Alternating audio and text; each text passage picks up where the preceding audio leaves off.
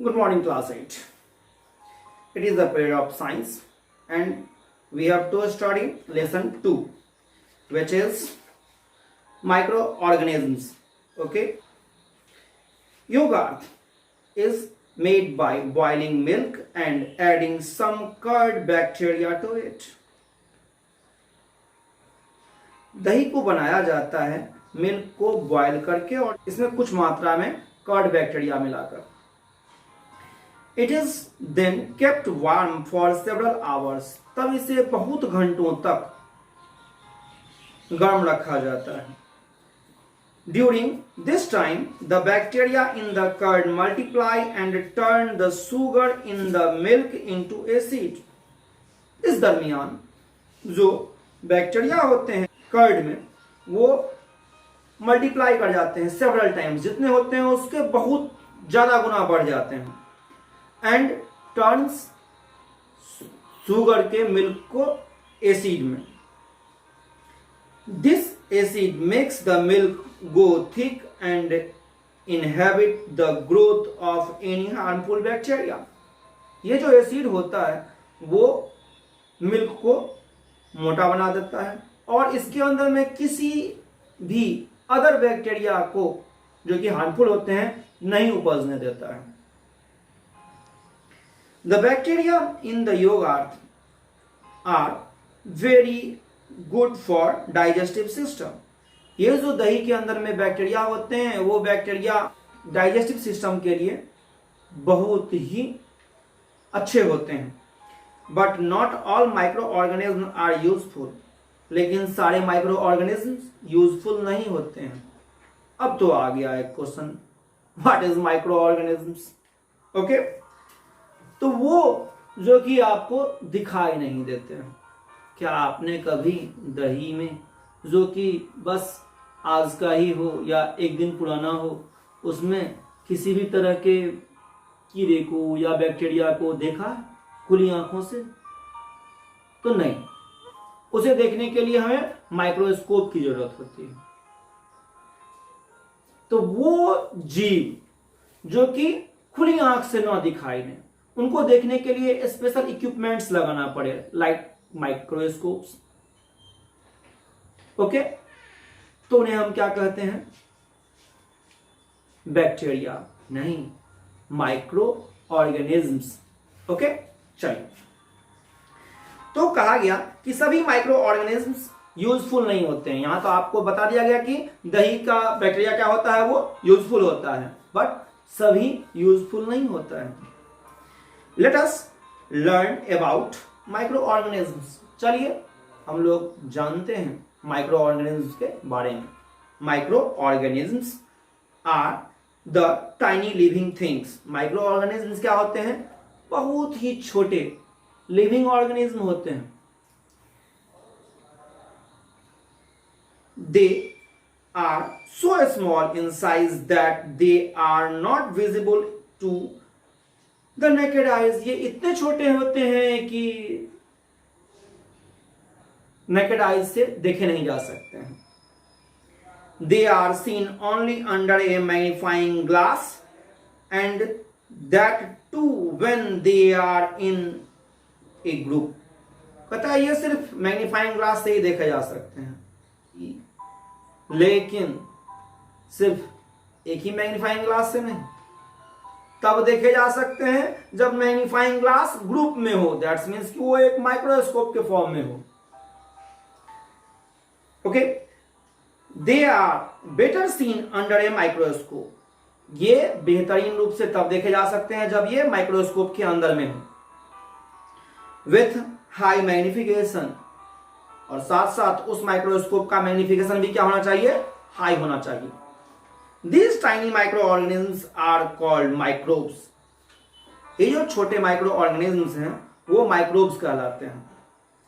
Are of varying size and shapes. ये अलग अलग तरह के साइज एंड शेप्स के होते हैं. They occur almost everywhere.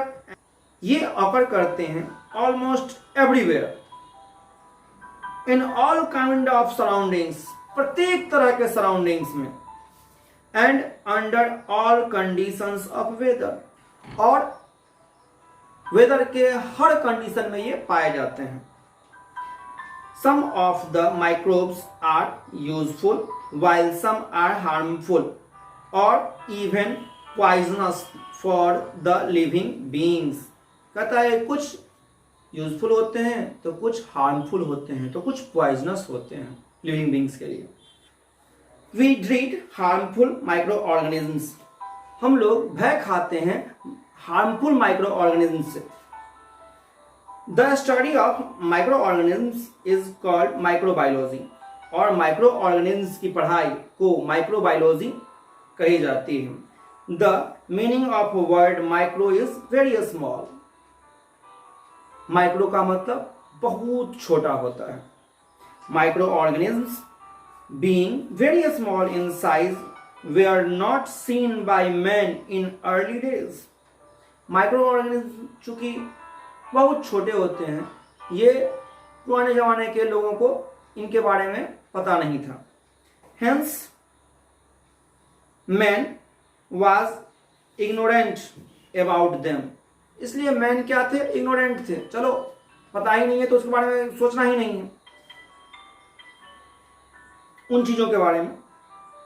Man had learn from experience that milk में फॉर्म कर्ड, कर्ड में gate Sawar, sugar solution changes into an alcoholic drink and dough may get fermented when kept overnight at a warm place। तो कहता है कि man उस जमाने में तो माइक्रो ऑर्गेनिज्म को देखते नहीं थे, बस उन्होंने एक्सपीरियंस से जाना कि मिल्क चेंज कर जाता है कर्ड में, या फिर शुगर सॉल्यूशन कन्वर्ट कर जाता है अल्कोहल में, एक्सेट्रा बहुत सारी चीजें। इन सबों को अर्ली मैन ने सीखा अपने एक्सपीरियंस से। वो देखे नहीं थे, लेकिन उन्हें इस चीज को उनके एक्सपीरियंस ने सिखाया।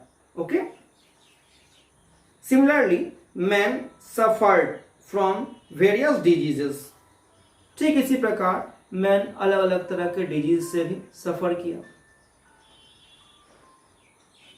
पस formation in a wound and cold and fever were very common problems. घाव में जो पस आ जाता है वो सर्दी, बुखार, जुकाम, ये सब कॉमन प्रॉब्लम थे इंसान के, और आज भी हैं।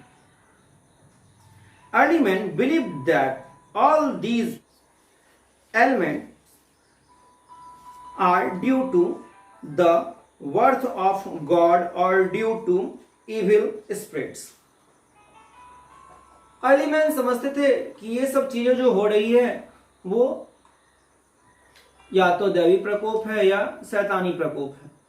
Okay, ignorant man used to visit sources for relief through Ayurvedic practitioner were making use of poultice and concoction made from medical plants for the treatment of boils and diseases। कहता है कि ये जो इग्नोरेंट लोग सब थे, ये लोग रिलीफ के लिए जाया करते थे किसके पास? तो आयुर्वेदिक प्रैक्टिशनर के पास। वो उन्हें काढ़ा देते थे या फिर कुछ जड़ी टाइप का दे देते थे, जो कि वो प्राप्त करते थे मेडिसिनल प्लांट से। ओके, किस चीज के लिए? तो ट्रीटमेंट ऑफ डिजीजेस एंड कुछ फोड़ा फुंसी जो निकल जाता था उसके लिए। Okay, but all were ignorant of the real cause of the disease और सेप्टिक इन एन इंजुरी। लेकिन सब के सब इग्नोरेंट थे, सबको मालूम ही नहीं था, अनजान थे सब के सब कि एक्चुअल कॉज क्या है। कि किसी घाव में सेप्टिक हो जाता है, मतलब उसमें पस आ जाता है, या फिर डिजीज क्यों होता है, इन सब बातों से वो बेखबर या अनजान थे। Okay, microorganisms were unknown to the world till the discovery of a microscope. Microorganism से पूरी दुनिया अनजान थी तब तक जब तक कि माइक्रोस्कोप का खोज नहीं हो गया था। Okay student, now the period is over.